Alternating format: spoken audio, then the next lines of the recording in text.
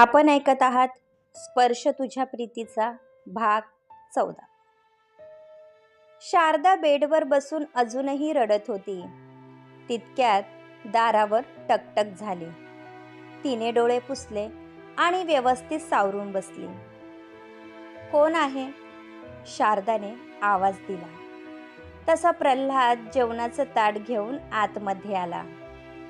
तिने अजूनही कपडे चेंज केले नव्हते. तिचा साज शृंगार अजूनही तसाच होता. त्यामुळे त्याला सारखा तिला पाहण्याचा मोह होत होता. तुमच्यासाठी जेवण आणलं होतं, 2 घास खाऊन घ्या. मला माहीत आहे की तुम्हाला भूक लागली असणार. प्रल्हादने तिच्यासमोर जेवणाचं ताट ठेवलं. मला भूक नाही. आधीच रडून शारदाच्या नाकाचा शेंडा लाल झाला होता. त्यामध्ये ती आणखी क्यूट दिसत होती.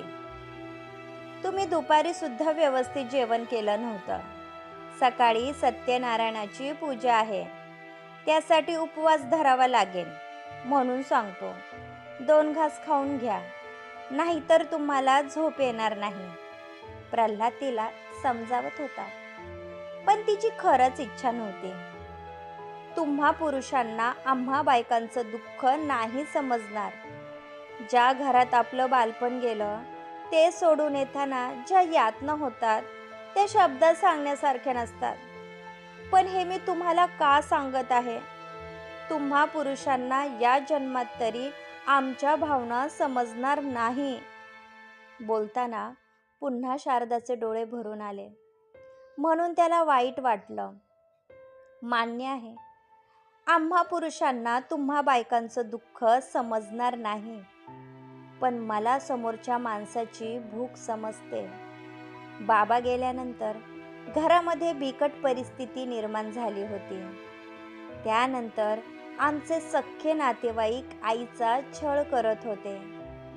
आई दिवसभर शेतात राबत होती, तरी आमच्या पोटाला अन्नाचा कण भेटत नव्हता. मी समजदार असल्यामुळे कसं तरी पोट मारत होतो. पण अक्षय आणि अनु लहान होते, त्यामुळे ते रडून घर डोक्यावर घ्यायचे. आम्ही दोघे मायलेक पोटाला चिमटा काढत होतो. त्यावेळी भूक काय असते हे मी जवळून पाहिलं होतं. म्हणून आपल्या घरात आलेली कोणीही व्यक्ती उपाशी जात नाही. हा आपल्या घराचा नियम आहे. अशा घरामध्ये तुम्हीच जर उपाशी राहिला तर माझ्या घशाखाली घास उतरणार नाही.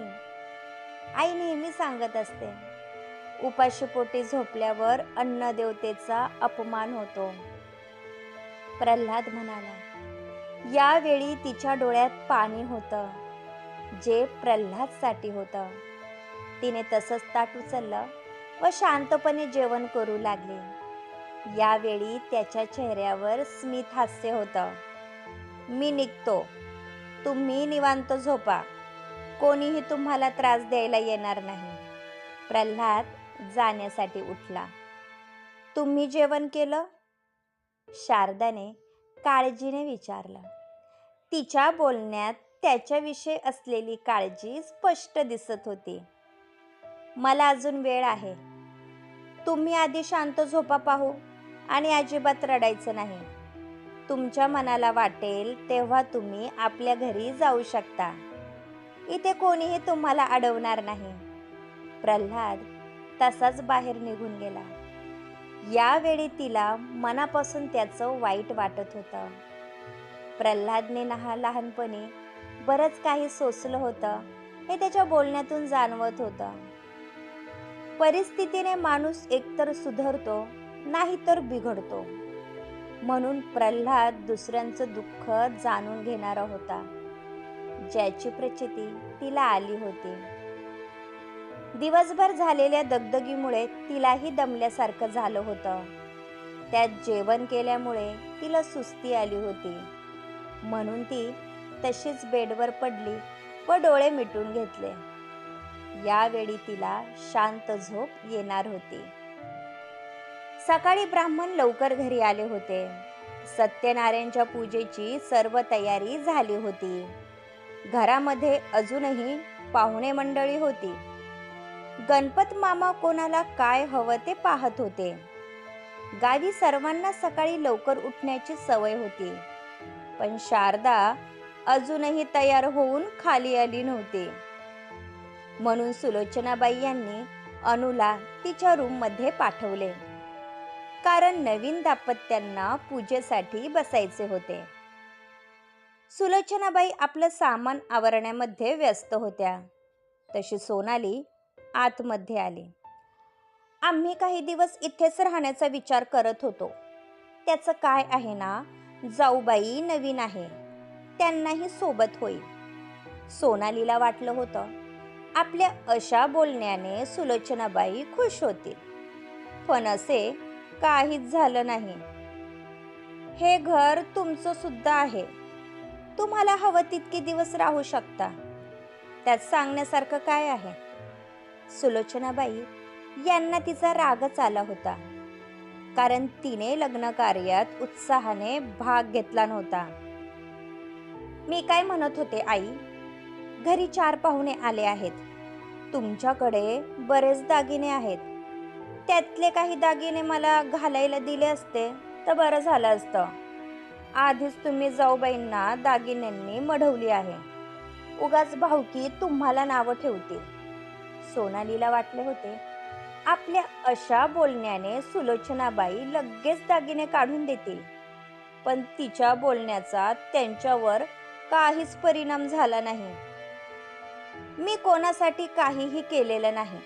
माझी दोन्ही मुलं कमावती आहे, त्यामुळे मी आधीच दोघांना सांगितलं होतं की ज्याने त्याने आपल्या बायकोचा खर्च करायचा, मी मध्ये पडणार नाही. शारदाचे दागिने प्रल्हादने स्वतःच्या खर्चाने केले आहेत.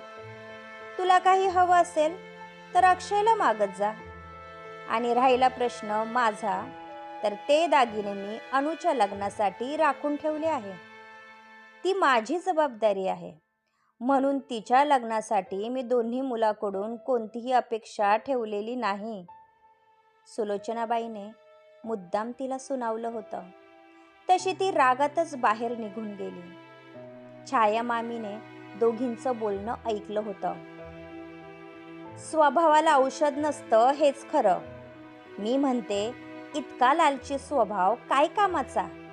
घराची सून म्हणून जबाबदारी घ्यायला नको, पण अधिकार गाजवायला सर्वात पुढे यायचं. छाया मामीला तिचा स्वभाव आवडत नव्हता. माझी शारदा अशी नाही. मी आधीच तिला सांगून ठेवणार आहे, जमलं तर या घराची विस्कटलेली घडी नीट घालून दे, बाकी मला काहीही नको. सुलोचनाबाई म्हणाल्या. मला नाही वाटत की अक्षय आणि सोनालीचा स्वभाव बदलेल, छाया मामी म्हणाल्या. सुलोचनाबाई यांना आपल्या दोन्ही मुलांना सुखात पाहायचं होतं. प्रल्हाद आणि अक्षयवर त्यांनी हर प्रकारे चांगले संस्कार केले होते, पण शहरात राहून तो असा काही बदलला होता की त्याला आपली माणसं नकोशी झाली होती. प्रल्हाद पूजेसाठी बसला होता. त्याने सिंपल व्हाईट कलरचा कुर्ता व धोतर घातले होते. काही वेळाने अनु पण शारदाला घेऊन खाली आली. आज तिने हिरवा जर्द शार्लू नेसला होता. केसात गजरे, नाकात मोत्याची नथ व कपाळावर असलेली चंद्रकोर. लग्नानंतर तिच्या चेहऱ्यावर आणखी तेज आले होते, म्हणून प्रल्हाद रोज नव्याने तिच्या प्रेमात पडत होता. पण अजूनही तिला प्रल्हादच्या भावना समजत नव्हत्या. पूजेला सुरुवात झाली. दोघेही शेजारी बसल्यामुळे त्याच्या मांडीला स्पर्श तिला सारखा होत होता. त्यामुळे तिच्या अंगावर नकळत शहारा येत होता. त्यातच ब्राह्मणाने दोघांना हात हातात घ्यायला सांगितला. तशी तिच्या काळजाची धडधड आणखी वाढली. दोघेही लग्नाच्या पवित्र बंधनात अडकले होते, त्यामुळे दोघांच्या मनात अनामिक ओढ दाटून आली होती. हे नातं असंच असतं, ज्यामध्ये प्रेम, जिव्हाळा, आपुलकी सर्व काही असतं. कालपर्यंत ज्या व्यक्तीला आपण पाहिलं सुद्धा नसतं, ती आपल्या आयुष्याचा अविभाज्य भाग बनून जाते. नकळत त्याच्याविषयी काळजी दाटून येते. पण शारदाने अजूनही हे नातं मनापासून स्वीकारलं नव्हतं. त्यामुळे तिच्या मनाची घालमेल सुरू होती. क्रमश. तुम्हाला जर आमच्या कथा आवडत असतील तर चॅनलला सबस्क्राईब करा. धन्यवाद.